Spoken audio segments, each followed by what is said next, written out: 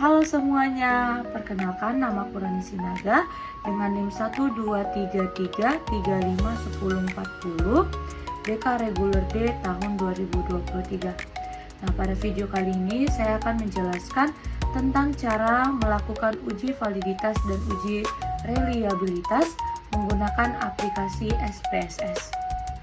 Nah, jangan lupa tonton ya teman-teman. Dadah! Pada video kali ini saya akan menjelaskan tentang cara melakukan uji validitas dan uji reliabilitas menggunakan aplikasi SPSS. Nah, jadi biasanya dalam pengujian kuesioner, yang pertama yang harus dilakukan uji validitas dan uji reliabilitas kuesioner dari kuesioner yang sudah kita sebar. Nah, di sini saya akan menjelaskan sedikit tentang uji validitas dan uji reliabilitas. Nah, uji validitas adalah suatu ukuran yang menunjukkan tingkat-tingkat kevalidan dan keabsahan suatu instrumen. Nah, suatu instrumen itu dikatakan valid apabila mampu mengukur apa yang diinginkan dan dapat mengungkapkan variabel yang diteliti secara tepat. Sedangkan uji reliabilitas digunakan untuk menguji keandalan suatu instrumen penelitian. Nah, suatu kuesioner dikatakan andal jika jawaban seseorang terhadap pertanyaannya adalah konsisten atau stabil dari waktu ke waktu. Nah, kuesioner akan dikatakan valid dan reliable jika mengikuti persyaratan berikut. Yang dimana yang pertama di dalam validitas, untuk mengetahui kevalidan suatu instrumen dapat dilakukan dengan dua cara atau ada dua syarat. Yang dimana pertama dengan membandingkan nilai R hitung dengan R tabel. Nah, yang kedua membandingkan nilai signifikasi lebih kecil dari 0,05. Nah, maka data tersebut akan menjadi valid jika sudah memenuhi dua persyaratan ini. Nah, untuk uji reliabilitas, persyaratannya adalah suatu instrumen dikatakan reliable jika nilai Cronbach alpanya itu lebih besar dari 0,6. Baik, di sini kita akan langsung masuk ke dalam perhitungannya. Nah, yang pertama itu kita harus mempunyai data dari kuesioner yang sudah kita sebarkan. Nah, di sini ada 30 data dan ada 12 pertanyaan. Kemudian di situ sudah saya totalkan setiap pertanyaan sudah dijawab, dan kemudian kita akan memblok semuanya dengan center A. Kemudian kita akan membuat center C yang dimana kita copy. Kemudian setelah itu kita masuk ke dalam aplikasi SPSS. Di sini kita picit 1 dan kita buat center V, dimana kemudian karena untuk penyebutan terlalu panjang, kita masuk ke variable view. Kita akan mengganti namanya. Nah, di sini caranya itu bisa manual juga, tapi bisa lebih cepat karena terlalu banyak gitu kan. Kita picit center F, terus replace. Kita picit, kemudian setelah itu kita ganti namanya. Yang pertama itu nama aslinya itu sebenarnya sebelum mau kita ubah itu apa? Itu kan ada var, terus kosong-kosongnya itu ada 4.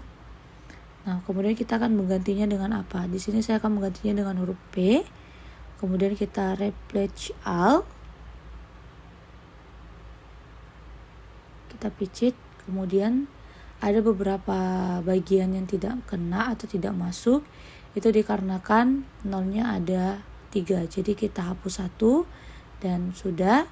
Kemudian itu kan ada 2 pertanyaan dan satu lagi itu adalah yang ke-13-nya total. Jadi kita ubah menjadi total. Nah, kemudian kita masuk lagi ke data view. Nah, di sini kita udah ngelihat namanya udah terganti satu persatu tanpa manual kita buat. Kemudian di sini kita yang pertama kali akan mencoba untuk validitas. Picit analyze, kemudian kita pilih correlate, kemudian kita masuk favariate. Kemudian ini kita blok semuanya dengan central A. Kemudian kita pindahkan ke variabel. Kita picit saja tanda panahnya. Kemudian setelah itu kita klik OK.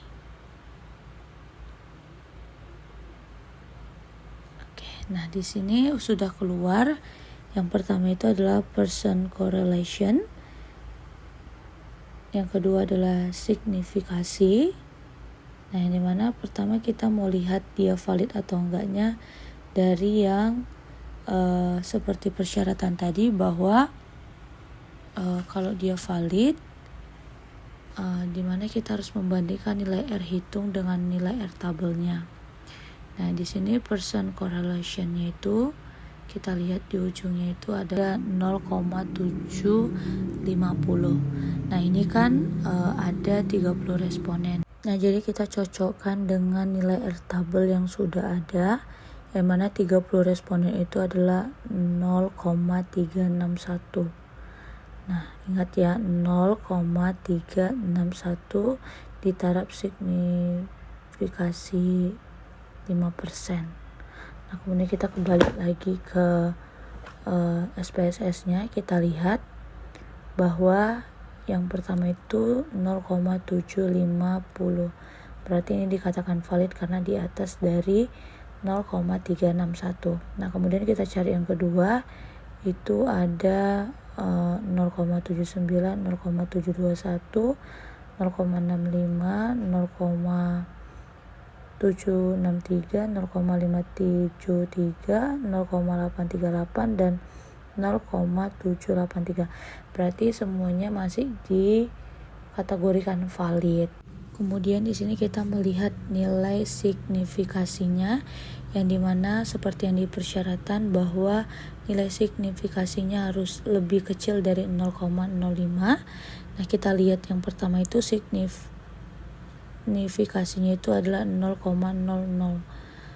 Maka instrumen yang sudah kami berikan termasuk valid karena nilai signifikasinya itu lebih kecil dari 0,05. Maka data tersebut valid karena sudah memenuhi dua persyaratan yang sudah kita jelaskan di awal tadi. Nah, kemudian kita akan lanjut ke uji reliabilitas. Di sini kita akan masuk ke tempat yang tadi, data yang tadi. Kemudian kita